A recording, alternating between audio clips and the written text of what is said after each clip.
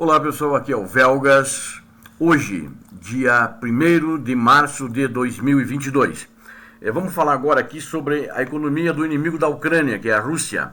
Que na minha análise, eu passei aí essa madrugada olhando alguns jornais da Rússia sobre o que está acontecendo lá e também jornais da Europa, porque lá é na frente, né? A Rússia são mais ou menos 7 horas na frente, se não me engano, e então quando eu estava vendo lá já é dia, e também os jornais da Europa, lá média de 5, 6 horas na frente, dependendo do país. Quero convidar vocês, inscrevam-se no canal, que vocês vão ver aqui, certamente vocês não veem em nenhuma mídia local ou também não vem em nenhuma canal de internet. Vamos falar sobre geoeconomia, mas muito importante na situação de guerra agora. O estrago está feito, né? Os russos enfrentam um ponto econômico sem retorno, no meu ver, no meu ponto de vista, né? Depois dessas medidas loucas do genocida que invadiu a Ucrânia e está atacando civis, atacando zonas residenciais e não alvos militares. Dá para ver, as sanções foram muito bem-vindas e estão surtindo efeitos. Vamos lá ver. Eu não vou citar nomes de algumas pessoas, alguns empresários, porque que eu peguei, porque não tenho autorização para isso. Alguns que são conhecidos publicamente, eventualmente eu vou citar, certo? Compradores e empresários expressam desespero e desilusão à medida que as sanções causam corrida ao rublo. Como os mercados abriram em pânico na segunda-feira, ontem, hoje mais pânico ainda, muitos russos correram para os caixas eletrônicos locais em Moscou e nas principais cidades da Rússia para recuperar suas economias antes que os danos piorassem. Então, eu tenho um empresário aqui, eu vou dizer o primeiro nome é Alexei, não vou dizer o sobrenome, ele tinha dólares. Então aí ele olhou no aplicativo dele e viu que no Tinkoff Bank da Rússia ele estava que podia sacar em moeda forte, em dólar. Então ele correu para o banco. A taxa já estava em 80, que já é uma taxa acima do que é usualmente, por dólar. E aí hoje, ele conseguiu chegar hoje no banco, e hoje a taxa já estava 150, ou seja, quase o dobro da de ontem. E tinha uma longa fila, então, e essas filas estavam em São Petersburgo, em Moscou, no caso desse empresário é São Petersburgo. O Banco Central da Rússia, ele dobrou taxas de juros, e fechou o mercado de ações com queda do rublo. E aí ele disse o seguinte: eu acabei de tomar uma decisão espontânea hoje de pedir para não vou trabalhar hoje e sair por aí em diversos bancos, em diversas agências para sacar o meu dinheiro, disse ele, antes que ele vai valer zero. Em poucos minutos, no entanto, ele entrou na fila no banco e essa palavra, vamos dizer, ele disse assim, percorreu a fila. Quando não chegou nem na metade, os dólares já tinham desaparecido, não tinha mais dólares. E aí a fila foi embora. Até uma mulher, ele falou meio jocosamente, afinal, quem precisa de dólares, né? E só que o rublo não está valendo mais nada, né? Comparativamente, vai valer cada vez menos a continuar essa situação. Então, o depoimento de um outro empresário, ele disse que de shopping centers a salas de reuniões corporativas, os russos estavam tentando se firmar desde ontem para hoje no que o Kremlin descreveu como uma realidade econômica alterada, que o país enfrenta agora após sanções ao Banco Central da Rússia e outras instituições financeiras importantes. Havia sinais de que algo extraordinário estava acontecendo. Aí uma outra pessoa falou: a Bolsa de Moscou, a maior bolsa de valores da Rússia, interrompeu as negociações até o dia 5 de março. No dia 5 de março vai avaliar se vai voltar ou não, porque caiu muito, aterrissou no chão. Com suas reservas congeladas, o Banco Central anunciou que mais que dobrará as principais taxas de juros para 20% a mais alta desse século e forçará grandes empresas exportadoras, incluindo grandes produtoras de energia, como Gazprom e Rosneft, a vender 80% de sua moeda estrangeira, receitas efetivamente comprando rublos para sustentar a taxa de câmbio. Isso é um jogo que o governo está fazendo junto com a Bolsa, né? Pessoas fazem fila para retirar dinheiro de um caixa eletrônico em São Petersburgo. Não falar de São Petersburgo. O Banco Central da Rússia, como ele dobrou as taxas, o mercado de ação está fechando em queda com o rublo. A cada hora, a cada minuto, né, a cada meia hora, né, isso aí está deixando o pessoal muito nervoso e está todo mundo, quem tem dinheiro em rublo, está deixando em frangalhos. E quem quer sacar o dinheiro não está conseguindo, em dólar não está conseguindo porque o dólar está acabando, porque as reservas russas estão congeladas no exterior, eles não podem trazer as reservas. E, por exemplo, em shoppings, né, um funcionário de uma loja de departamentos disse que até hoje, terça-feira, os preços em rublos não subiram ainda. Se ele tivesse dinheiro, ele compraria. E muita gente está entrando nas lojas e comprando tudo. Mas ele acha que amanhã, na quarta-feira, o dono já está fazendo uma avaliação e vai mudar os preços. Ou seja, a corrida, as mercadorias, os alimentos ficou grande. Então, se houver um choque nas ruas, esse choque que houve, né, perdão, o clima entre a comunidade empresarial foi muito mais sombrio, né? Se houve esse choque nas ruas para correr as lojas, para correr os bancos, vários proprietários de empresas de médio porte disseram que a invasão à Ucrânia e o subsequente isolamento da Rússia tornaram os negócios deles, empresários, não lucrativos da noite para o dia. É um dos empresários, proprietário de uma empresa de serviços de publicidade de médio porte, com 100 funcionários, disse que estava prestes a anunciar aos seus funcionários que iria fechar e ele ia embora para a Armênia com sua esposa e 2 filhos. Ou seja, deixaria 100 desempregados e mais as famílias deles. E ele disse, eu vou dizer a eles que estamos entrando em uma crise que nunca experimentamos antes. Disse ele, eu não tenho como aguentar a empresa. E ele ainda complementa, é como voar em um avião sem motores. Ou então, pior ainda, os motores estão pegando fogo.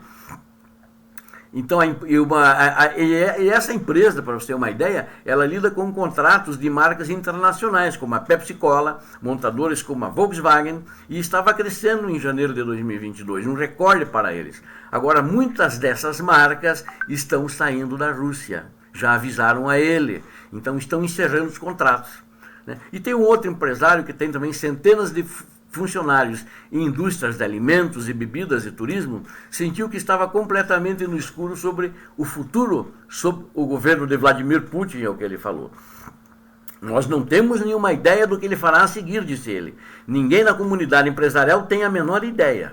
Todo mundo estava tão deprimido, já passei por tantas crises, disse esse empresário, econômicas aqui, sendo a pandemia a mais recente. O nome dele é Colha, eles chamam de Colha, é Nicolau, né, em português. Mas sempre havia uma razão para continuar lutando pelo meu negócio, disse ele. Agora não vejo mais a luz no fim do túnel. Mesmo que a paz seja alcançada, o dano está feito. Como eu posso reverter isso? Perdi muito dinheiro. Havia uma sensação de que essa crise está passando do ponto sem retorno, né, quando bombardeiros russos começaram a sobrevoar a Ucrânia e a artilharia de foguetes começou a disparar em cidades populosas, como Kharkiv, que tem mais de 1 milhão de habitantes. Mesmo os principais empresários russos, incluindo os poderosos oligarcas, pareciam inquietos com a estabilidade trazida pela invasão, bem como as medidas extraordinárias que estão sendo tomadas para sustentar o rublo. Tem um empresário que é famoso, é muito ligado ao establishment, né, do Vladimir Putin. Ele é um bilionário, oligarca, como chamam na Rússia, pediu paz o mais rápido possível em um post que ele colocou no Telegram no domingo, né? Na segunda-feira, o nome dele é Oleg Deripaska, né? Quem quiser pode procurar por Oleg Deripaska no Telegram, só que vai estar em russo. Na segunda-feira, ele foi atrás da decisão do Banco Central de aumentar as taxas, ou seja, ele chegou a falar com a presidente do Banco Central, que é inclusive uma rival dele, né? Que chama Elvira Nabiulina. Ela é chefe do Banco Central, presidente do Banco Central. Uma taxa elevada, a venda obrigatória de moeda estrangeira, este é o primeiro teste de quem realmente será o responsável por este banquete, escreveu o Deripaska no Telegram.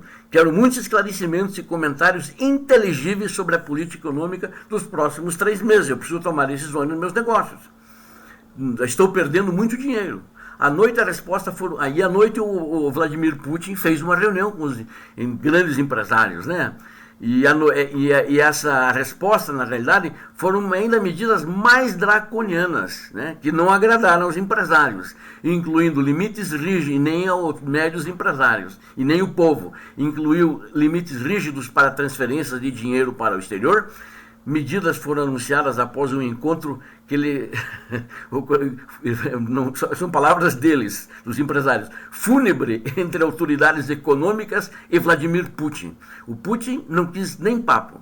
Ele declarou o seguinte: Essas são sanções impostas pelo império da mentira ocidental. O Putin está louco, ele já está fora da sua realidade, já não estava muito antes, né? Bem em reação de um ditador. Para muitos russos que se sentiam europeus pela comida que comiam e pela forma como viviam, fica claro que a segunda-feira marcou um momento em que a guerra voltou para casa. A guerra que eles mandaram para o exterior voltou para dentro da casa deles, dos russos, da Rússia.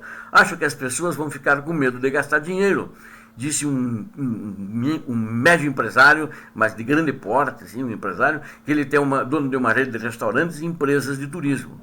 Ele disse: saímos do comunismo há 30 anos, nos acostumamos a ter muitos confortos que também são vistos no Ocidente. Todo esse progresso pode desaparecer, diz ele. E aí ele fala que é o seguinte: não somos mais membros da comunidade internacional. E eu complemento, a Rússia não é mais membro da comunidade internacional. Muitas autoridades perguntam o que deu na cabeça do presidente Putin de fazer essa invasão. Está atacando alvos civis, ele está guerreando com prédios, zonas residenciais e com casas. Por que ele está fazendo isso? Por que ele ameaçou o mundo com armas nucleares? Eu, na minha opinião, vou dizer, ele não está bem na cabeça. Esse cara é um desequilibrado para fazer tudo isso e levar à bancarrota a economia do seu país. Como eu já sempre falava e muita gente não acreditava. Não, mas olha o PIB dele, olha o PIB dos outros. Ele não tem como aguentar isso. Já no segundo dia, né, dessas medidas, dessas sanções, quebrou a Rússia. Quebrou o negócio de muita gente, inclusive os grandes negócios. Então, para onde que ele vai? E aquela resposta que ele deu, Império Ocidental da Mentira, ou melhor, Império da Mentira Ocidental, o cara está muito louco.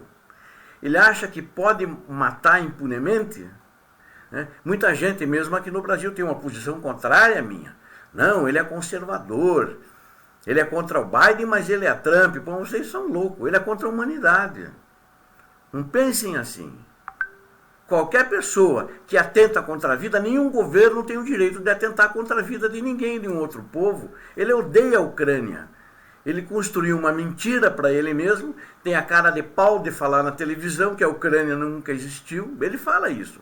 Quando a Rússia saiu da Ucrânia, 800 anos atrás, e a Ucrânia é milenar, a Rússia ainda não é milenar, e a Ucrânia é muito milenar, tem mais de 2.000, 3.000 anos, mas a história que a gente, na realidade, considera é 1.500 anos, quando de Kiev, né, o Kiev, como muitos chamam, né, capital da Ucrânia. Então é isso. Essa é uma pessoa desequilibrada que tem que ser parada. Agora, foi bom que nessa reunião com os empresários, até conhecidos dele, gente que joga com ele nesse nazismo, fascismo, né, nesse modelo fascista da Rússia hoje, aliado com empresários e aliado com trabalhadores, ele está quebrando as pessoas, está quebrando essas empresas, inclusive as empresas estatais. Então, alguém vai ter que pará-lo. Acho que é um bom começo, talvez seja dentro da própria Rússia. Ele não pode ir longe desse jeito. Tem que parar com a matança na Ucrânia. Ele está fazendo um genocídio.